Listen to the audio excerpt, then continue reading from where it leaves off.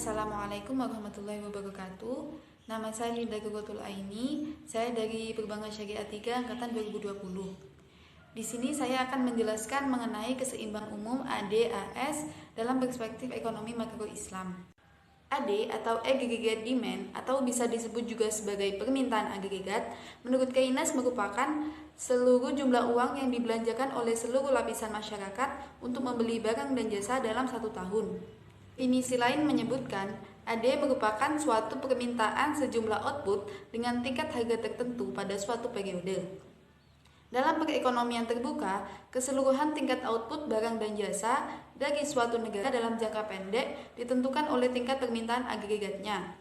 Sedangkan dalam jangka panjang, yang berarti perekonomian dalam kondisi full employment, tingkat output barang dan jasa suatu negara hanya ditentukan oleh tersedianya supply atau penawaran faktor-faktor produksi domestik seperti tenaga kerja dan modal. Dalam perekonomian tertutup, permintaan agregat terdiri dari 4 output, yaitu pengeluaran konsumsi oleh rumah tangga, pengeluaran investasi oleh perusahaan, pengeluaran pemerintah, dan ekspor neto. Definisi AS atau aggregate supply menurut Blanchard adalah hubungan antara jumlah barang dan jasa atau output yang ditawarkan dan tingkat harga. Definisi lain menyebutkan bahwa aggregate supply adalah suatu penawaran barang dan jasa yang dilakukan oleh perusahaan-perusahaan atau pelaku ekonomi pada suatu negara yang berkaitan dengan tingkat harga. Selanjutnya adalah output permintaan agregat yang terdiri dari 4 macam, yaitu konsumsi rumah tangga, pengeluaran pemerintah, investasi, dan ekspor neto. Yang pertama, konsumsi rumah tangga. Faktor-faktor yang mempengaruhi konsumsi rumah tangga adalah tren jangka yang lebih panjang pada pendapatan, kekayaan rumah tangga, dan tingkat harga. Pertumbuhan tingkat harga berbanding terbalik dengan pertumbuhan konsumsi rumah tangga.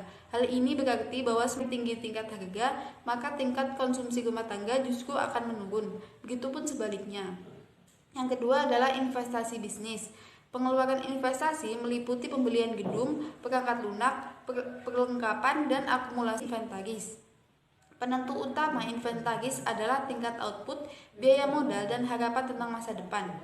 Investasi juga berkaitan erat dengan naik turunnya suku bunga, karena penurunan tingkat harga berbanding lurus dengan penurunan suku bunga. Tapi hal itu berpengaruh positif terhadap investasi bisnis, karena suku bunga yang lebih rendah menurunkan biaya investasi modal, dan hal tersebut mendorong pelaku bisnis untuk meningkatkan investasi mereka. Selanjutnya itu pengeluaran pemerintah. Pengeluaran pemerintah merupakan kebijakan diskresioner. Fluktuasi tingkat harga tidak berpengaruh sama sekali terhadap pengeluaran pemerintah.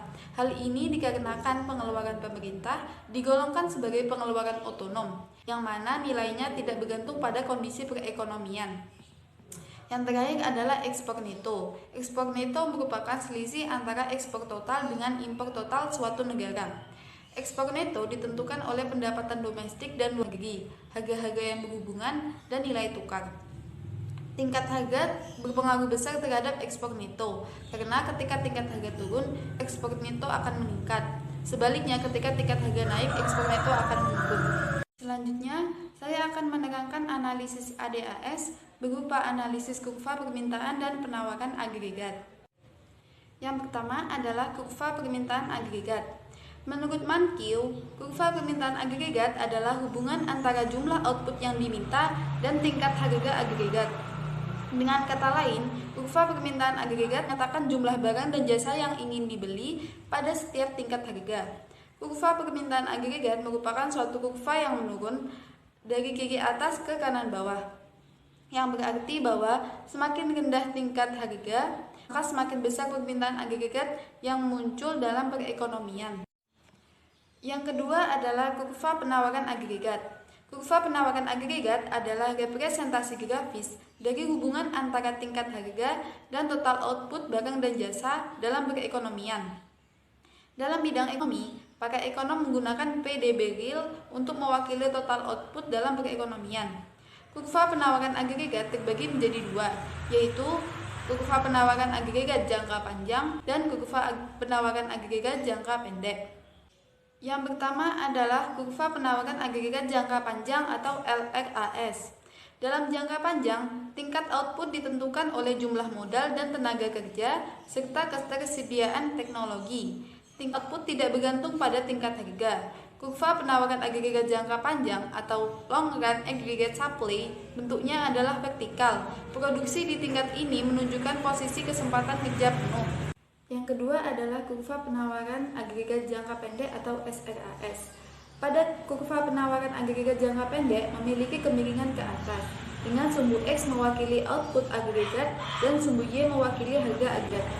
Kurva penawaran agregat jangka pendek atau short run aggregate supply atau SRAS menunjukkan bahwa kenaikan tingkat harga mendorong peningkatan output agregat yang mana diwakili oleh PDB real, begitupun sebaliknya. Selanjutnya, saya akan menjelaskan mengenai dua teori ekonomi yang membahas tentang keseimbangan umum ADAS, yaitu teori ekonomi klasik dan teori Keynes. A. Teori ekonomi klasik. Pada pandangan ekonomi klasik, perekonomian selalu mencapai tingkat kesempatan kerja penuh. Menurut tokoh ahli ekonomi klasik, segi penawaran mempunyai peran yang sangat penting dalam menentukan tingkat perekonomian dan pendapatan nasional negara. Teori ekonomi klasik yang terkenal adalah teori hukum pasar Say yang dikemukakan oleh Jean-Baptiste Say, yaitu supply creates its own demand, yang artinya penawaran dengan sendirinya menciptakan permintaan. Maksudnya, penawaran akan suatu barang dan jasa akan terjadi jika permintaan barang dan jasa juga tinggi, sehingga pendapatan suatu negara dan uang atau modal akan bertambah. Berdasarkan pandangan ini, di dalam suatu perekonomian sering terjadi keadaan di mana jumlah keseluruhan penawaran barang-barang dalam perekonomian atau penawaran agregat pada penggunaan tenaga kerja penuh akan selalu diimbangi keseluruhan permintaan terhadap barang-barang tersebut atau permintaan agregat yang sama besarnya. Oleh karenanya, kekurangan permintaan tidak akan berlaku. Kelebihan dari teori ini adalah mampu mengatur pasar, distribusi dan produksi secara efisien, tidak ada masalah pengangguran, serta tidak ada overproduksi. Sedangkan kelemahannya adalah adanya diskriminasi antar masyarakat, persaingan yang sempurna, tidak ada kembangan teknologi, dan pertumbuhan ekonomi yang gagal. B. Teori ekonomi Keynes. Teori ekonomi Keynes dikemukakan oleh John Maynard Keynes yang berpendapat bahwa dalam perekonomian, kesempatan kerja penuh tidak akan selalu dapat dicapai. Menurutnya, tingkat permintaan aktif atau effective demand, yaitu pengeluaran agregat atau permintaan efektif pada harga tetap, dan permintaan agregat atau permintaan efektif pada berbagai tingkat harga, akan menentukan sejauh mana produksi nasional akan diwujudkan dalam ekonomi dan kesempatan kerja akan dicapai. Kelebihan dan kekurangan pada teori ekonomi ini. Kelebihan pada teori ekonomi Keynes adalah mampu mengatasi pengangguran dan ketidakmerataan pendapatan. Peran pemerintah menurunkan pajak, mengandalkan kontribusi pemerintah dalam pengendalian perekonomian, mengetahui gejala-gejala inflasi, dan lain sebagainya. Adapun kekurangan atau kelemahan dalam teori ini adalah kecenderungan untuk menabung atau marginal propensity to save atau MPS, dan rasio pertambahan modal output atau incremental capital output ratio atau ICOR tidak konstan. Yang kedua adalah proporsi penggunaan tenaga kerja dan modal tidak tetap, harga tidak konstan, serta suku bunga berubah. Selanjutnya saya akan membahas mengenai keseimbangan ADAS dalam perspektif ekonomi makro Islam. Permintaan dan penawaran sendiri dalam ekonomi Islam terbatas pada apa yang dihalalkan oleh Allah Subhanahu wa Ta'ala. Namun secara teknis, grafik yang menggambarkan AD dan AS tidaklah berbeda. Islam mengajarkan keseimbangan ekonomi dalam hal kepemilikan dan pendistribusian harta kekayaan secara merata di kalangan masyarakat, yang merupakan kewajiban negara sebagai pemelihara dan pengatur keseimbangan ekonomi.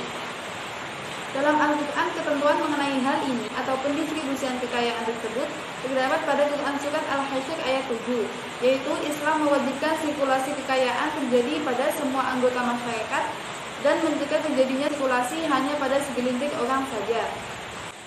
Landasan hukum Islam mengenai permintaan dan penawaran agregat. Yang pertama, aggregate demand atau permintaan agregat mencerminkan konsumsi masyarakat. Ketentuan mengenai hal hal ini terdapat pada Quran surat Al-A'raf ayat 31-32 dan Quran surat Al-Isra ayat 26-27 tentang larangan israf atau berlebihan dan tabdzir atau menghambur-hamburkan harta, serta Quran surat Al-Baqarah ayat 261 tentang berinfak di jalan Allah Subhanahu wa taala. Yang kedua adalah agregat supply atau AS atau disebut juga penawaran agregat, mencerminkan tentang pengembangan kepemilikan.